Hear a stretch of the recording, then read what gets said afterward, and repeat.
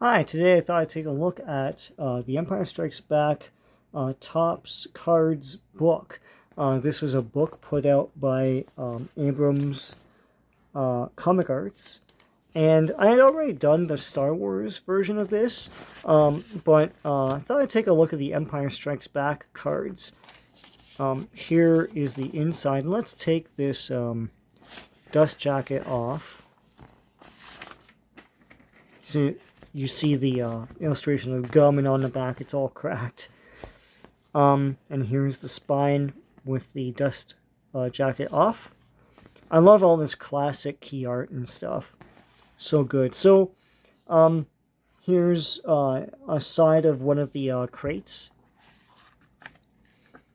I love the stark colors as well. It's pretty cool. So this is done in the style of the cards, this sort of like faded art.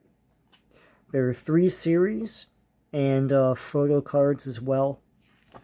So we'll just go through this quickly. I love these Gary Girani, I think that's how you pronounce his last name. I love these write-ups he does, and then he annotates the cards throughout the book.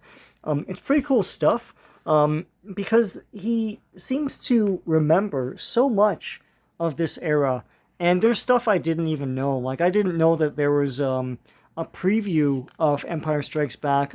They showed a scene on television, and it was like snuck into one of the shows, like in the commercial, like spot, and apparently it was the meteor field, like the asteroid field chase, which is pretty cool. That would have blown people away back then. It's like, oh, how are you going to top Star Wars? Well, with this, that's an awesome scene.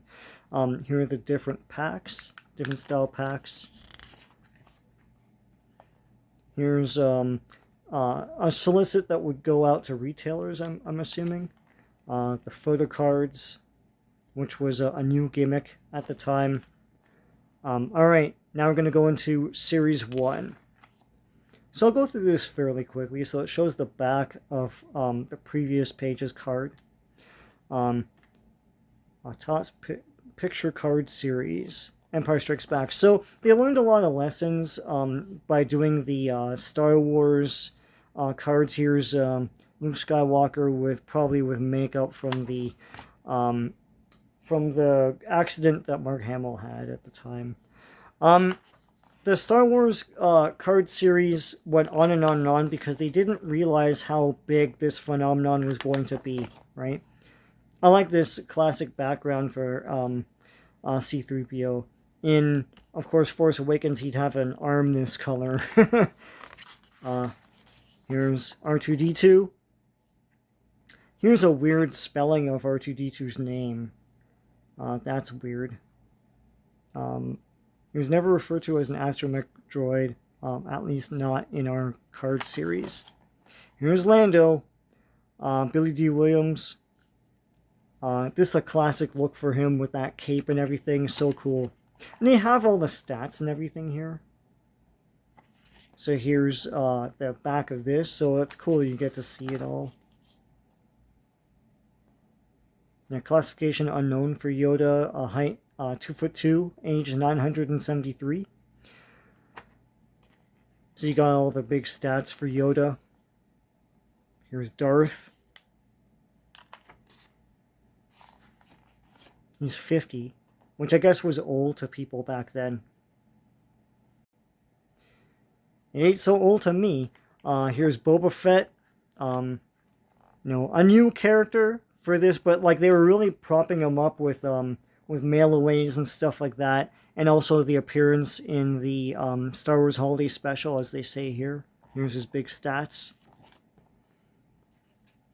Imperial Probot and the back. So they're economizing in this book, putting the front and back in one place, in one page.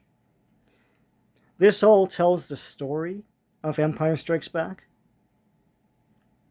Here's a white protocol droid in Empire. I love these glass, like strategic maps and stuff they had in the Star Wars movies, especially in Empire.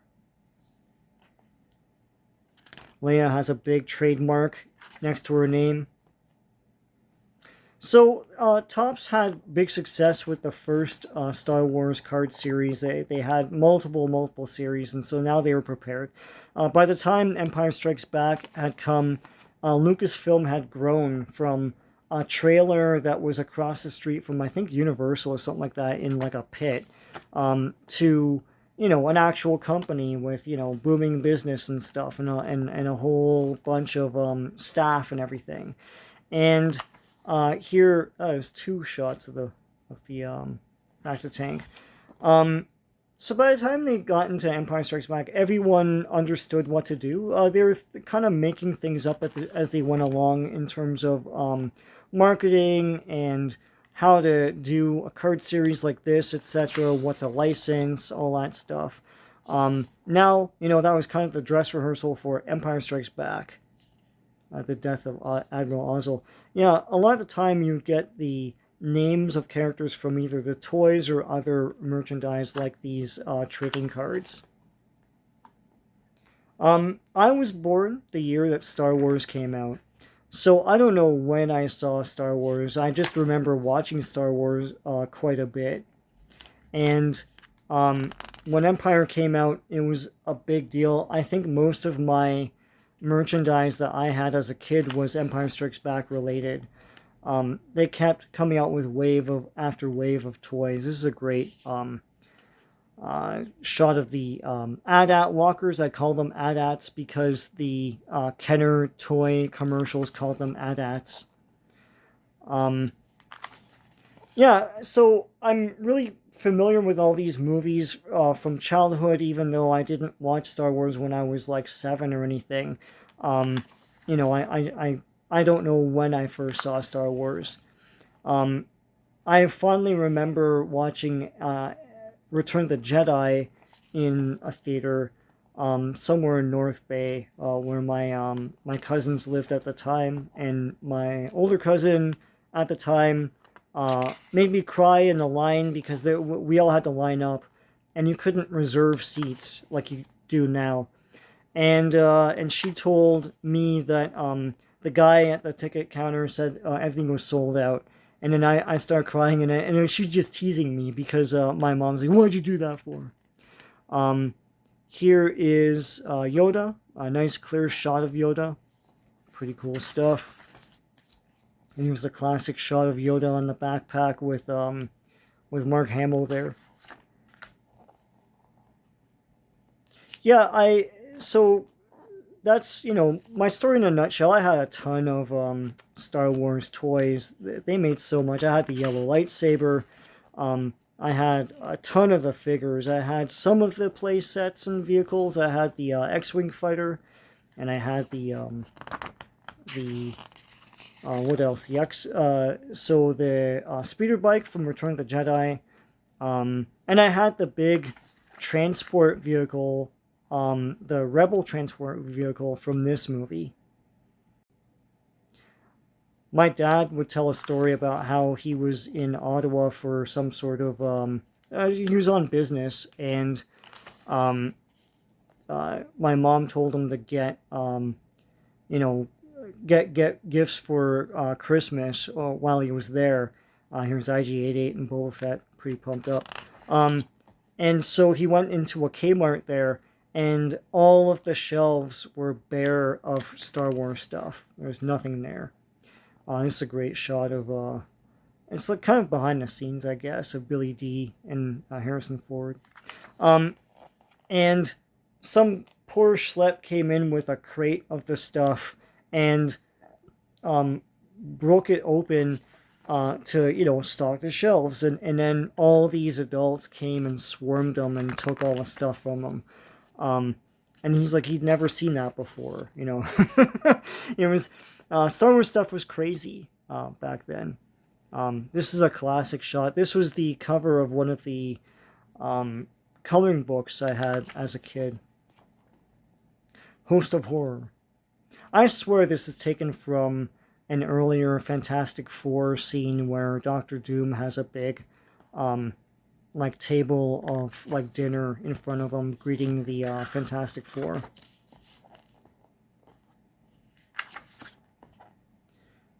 So here's the torture scene.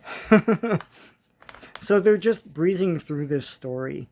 This is a great shot of Darth Vader with the red complementing the blue up top, reflecting off of his helmet and everything. More shots of the chamber where they put Han Solo into carbon freezing. Yeah, Empire Strikes Back really solidified Star Wars. It didn't poop the bed or anything. I know there's now revisionist history saying that people were disappointed by Empire Strikes Back and all that stuff. I'm sure there were some people, but for the most part, like I remember Empire Strikes Back being awesome, even as a kid. Now, I do remember watching Empire Strikes Back in a theater, and I don't know how that could be. I mean, I do remember things when I was 3 and stuff, but I do remember it fairly vividly, and I think it might be because movie distribution was very different in this time. Movies wouldn't come and go with some sort of window to be on like home video or something like that. Home video was still not... it was still in its infancy. Not everyone had VHS players and stuff, and VHS and Beta were still fighting each other. And also television would get, like television networks would get movies, you know, years and years later.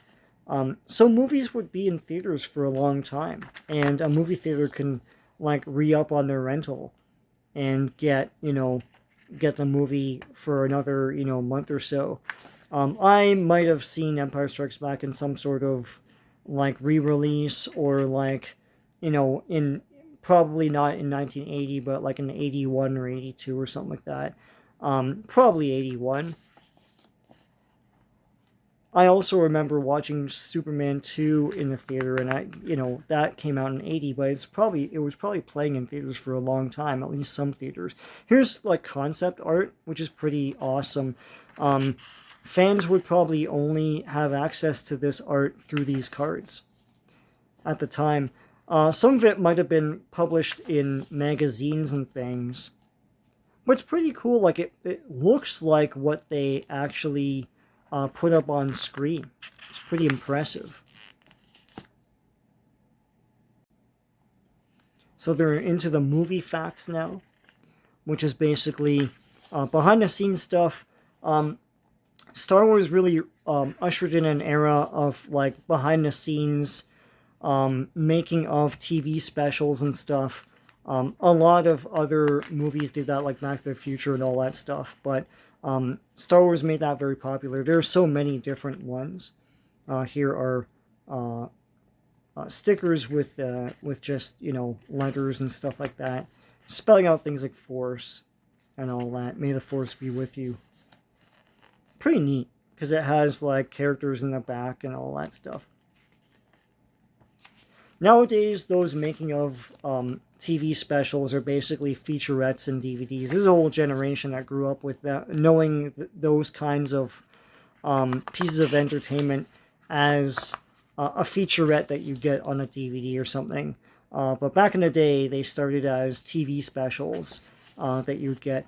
And because of that, a lot of kids knew how the sausage was made.